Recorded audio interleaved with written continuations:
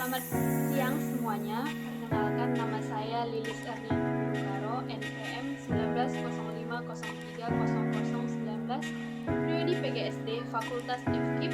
Saya dari Universitas Wageningen.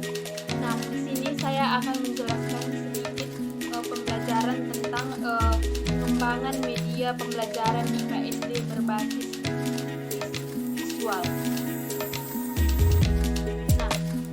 Pembelajaran adalah suatu alat atau bahan ataupun berbagai macam kelompok atau komponen yang digunakan dalam kegiatan belajar mengajar untuk menyampaikan pesan dari guru kepada siswanya untuk mempermudah siswa untuk mengikuti pembelajaran.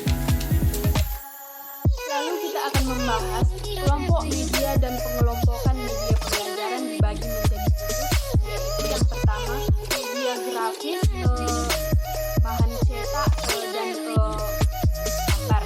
Yang kedua yaitu media proyeksi. Yang ketiga yaitu media audio. Yang keempat yaitu media audio visual diam. Yang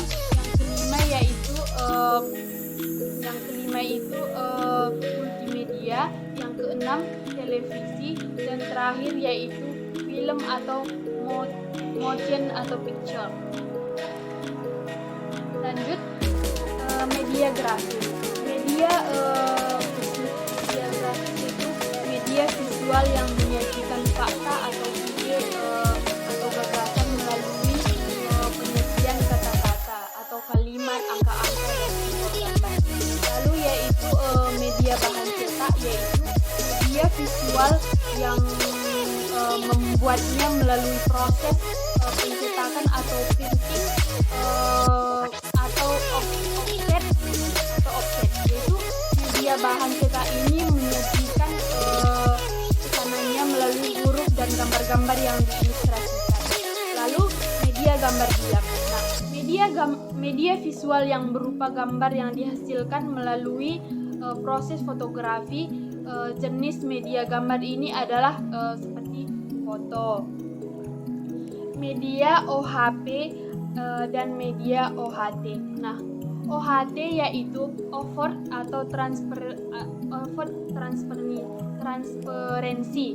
Nah, ini adalah media visual yang diproyeksikan melalui alat proyeksi yang disebut OHP atau overhead projector. Nah, OHT tersebut dari bahan transparan yang biasanya berukuran 8,5 dikali 11 inci. Nah, selanjutnya yaitu media opaque projector. Nah, media yang digunakan untuk memproyeksikan bahan dan benda-benda yang tidak tembus pandang seperti buku, foto dan model-model baik yang 2 dimensi maupun yang 3 dimensi. Lalu media slide. Nah, media visual yang diproyeksikan melalui alat yang disebut dengan proyeksi slide. Lalu yaitu media film strip. Nah, media visual proyeksi diam yang pada dasarnya hampir sama dengan media slide. Lalu media radio. Nah, media audio yang mempunyai pesanannya dilakukan melalui pencarian atau melalui pancaran gelombang elektronik dari suatu pancaran. Lalu media alat perekam pita magnetik. Nah, alat perekam pita magnetik atau kaset tape record adalah media yang menyajikan pesanannya melalui proses perekaman kaset audio. Nah, media audio visual diam. Nah, media yang penyampaian pesannya dapat diterima oleh indera pendengaran dan indera penglihatan, akan tetapi gambar yang dihasilkannya adalah gambar diam atau sedikit memiliki unsur gerak. Jenisnya misalkan media sound slide atau slide suara, lalu film strip bersuara dan halaman bersuara. Lalu film. adalah media yang menyajikan pesan atau audio visual dan gerak. Nah, jenis film biasanya yaitu seperti film bisu, film bersuara yang ujungnya saling bersinambungan dan proyeksinya tak memerlukan perlengkapan ruangan. Nah, televisi. Televisi adalah media yang dapat menampilkan pesan secara audiovisual dengan gerak. Nah, jenis media televisi biasanya yaitu seperti televisi terbuka atau open broadcast television, lalu televisi siaran terbatas atau TVST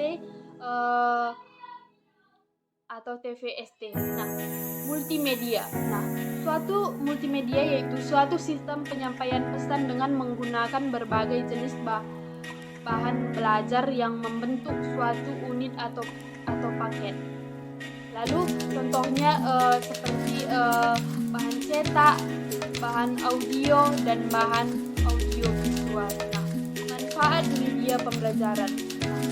Manfaat media pembelajaran dapat menarik dan memperbesar perhatian anak didik terhadap materi pengajaran yang disampaikan atau yang disajikan kepada anak-anak.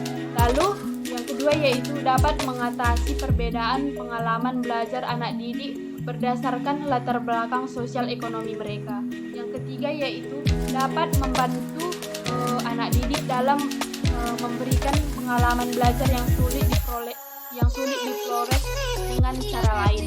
Yang keempat yaitu dapat membantu perkembangan pikiran anak didik secara teratur tentang hal yang mereka alami dalam kegiatan belajar mengajar. Yang kelima yaitu dapat menumbuhkan kemampuan anak didik untuk berusaha mempelajari sendiri berdasarkan pengalaman dan kenyataan. Yang terakhir yaitu dapat mengurangi adanya verbalisme dalam suatu proses atau dalam bentuk kata-kata tertulis atau tulisan belaka. Lalu selanjutnya yaitu kriteria atau teknik pemilihan media pembelajaran. Yang pertama yaitu sesuai dengan yang ingin kita capai. Yang kedua yaitu keterpaduan atau kompleksitas. Yang ketiga yaitu media yang harus praktis, luwes, dan bertahan. Dan yang keempat yaitu media harus dapat digunakan guru dengan baik dan terampil. Yang kelima yaitu mutu teknis. Dan yang terakhir yaitu media yang digunakan harus sesuai dengan taraf berpikir siswa. Prinsip-prinsip pemilihan media pembelajaran.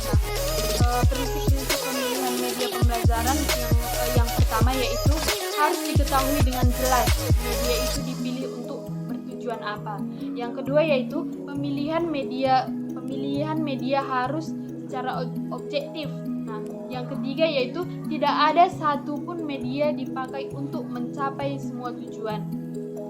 Setiap media memiliki kelebihan dan kelemahan.